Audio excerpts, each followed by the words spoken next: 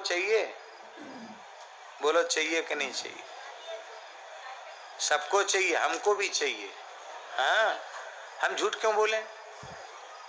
सबको चाहिए। लक्ष्मी माता है, माता की कृपा किसको नहीं चाहिए? सबको चाहिए। जगन माता है, हमारे ठाकुर जी की प्राणेश्वरी हैं, उनकी कृपा हमको क्यों नहीं चाहिए? हम ऐसे त्यागी बैरागी नहीं है जो हम अपने माता जी से विमुख हो जाएं। सबको चाहिए, लक्ष्मी जी की कृपा सबको चाहिए। लक्ष्मी जी की कृपा चाहिए तो इतने काम करना छोड़ दो। लिखने योग्य श्लोक है। कुचैलिनम दंतमलोपधारिणम बह्वासिनम निष्ठुरभाषिणं च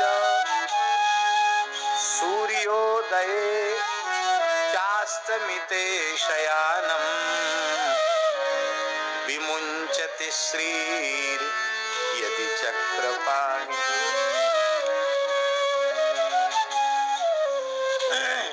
इतने दोष नारायण भगवान में भी आ जाएं तो उनको छोड़ के लक्ष्मी जी चली जाएंगे। हम तुम तो किस लाइन में?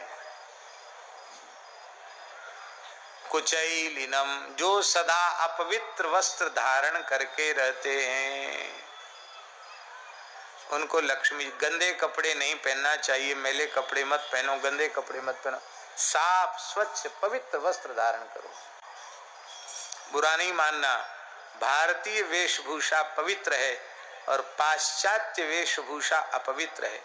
ये कपड़े न रोज रोज धुलते हैं न रोज रोज सूखते हैं। ये हम लोग जो पहनते, महाराज जी पहने, रोज स्नान करो, रोज धो दो, अचरा लंगोटी धो दो, सुखा दो, दूसरे दिन पहन लो।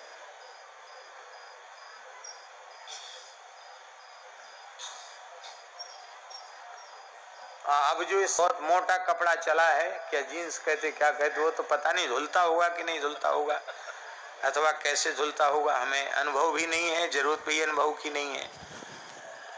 उसको भी लोगों ने फाड़ के पहनने का फैशन शुरू कर दिया।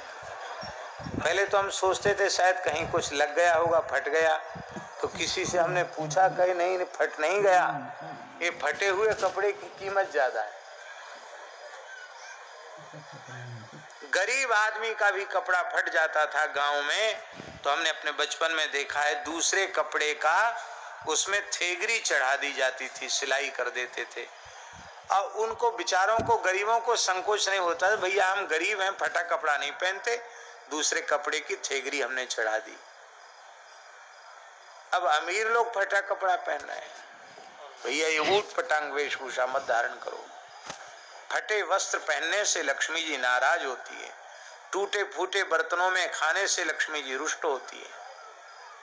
कुचैलिनम दंतमलोपधारिणम, जो दांतों पर मल धारण करते हैं। दांतों पर मल कैसे धारण होगा?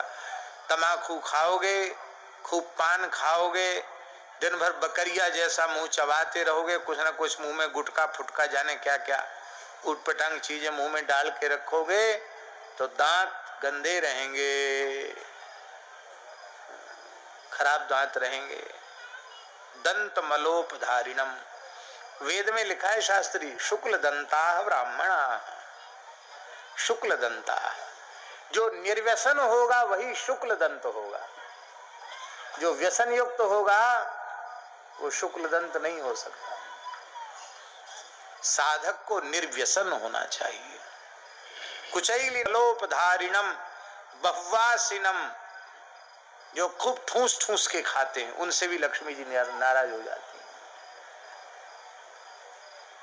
गले में जलन पड़ रही है, भीतर वाला मना कर रहा है कुछ मत खाओ, और बढ़िया राजभोग गुलाब जामुन रबड़ी सामने आई, आहा, प्रसाद का तिरस्कार हम नहीं कर सकते। प्राप्त मात्रेण भोक्तव्यम, नात्र कार्या विचारणा, भले ही उल्टी हो जाए। अरे भाई, अब कोई बाजरे की रोटी भोग लगा के धर दे, अरे महाराज अभी माला पूरी नहीं भाई, बाद में देखा जाएगा। तो बाजरे की रोटी में प्रसाद निष्ठा कहाँ चली गई?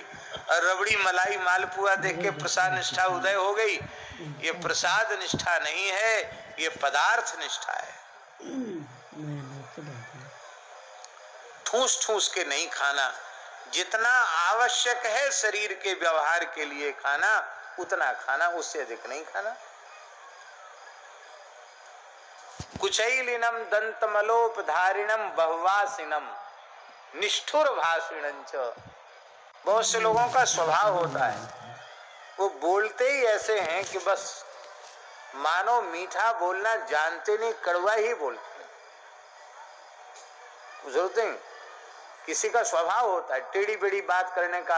अब बोलेंगे तो व्यंग में ही बोलेंगे। कठोर वाणी नहीं होनी चाहिए, निष्ठुर वाणी नहीं होनी चाहिए। वाणी ऐसी बोलिए मन का आपा खोए, औरन को शीतल करे आप ही शीतल होए। बातन हाथी पाइए बातन हाथी पांव, इसलिए मृदुभाषी बनो, कटुभाषी मत बनो। मृदुभाषी से लक्ष्मी जी। सूर्योदय और सूर्यास्त के समय जो शयन करता है, ऐसा काम यदि नारायण भगवान करें तो लक्ष्मी जी छोड़ के चली जाएंगी। सूर्योदय सूर्यास्त के समय बिल्कुल नहीं सोना चाहिए। ध्यान से सुनो, बीमार आदमी को भी सूर्योदय के समय सो रहा तो उठा के बिठा दो, महाराज जी कहते थे, बीमारी अपने आप कम होने लग जाएगी। सूर्यास्त हो रहा है, बीमार व्यक्ति होश में है, उसको उठा के बिठा दो, भैया सूर्यास्त हो रहा है, बैठ जाओ, टिककर बैठ जाओ, अभी लेटो मत, पैर मत फैलाओ, संध्या का समय है। विमुंचत श्रीर यदि चक्रपाणि ही, तो इसलिए लक्ष्मी जी का आदर करना चाहिए। बोलो भक्तवत्सल भगवान की।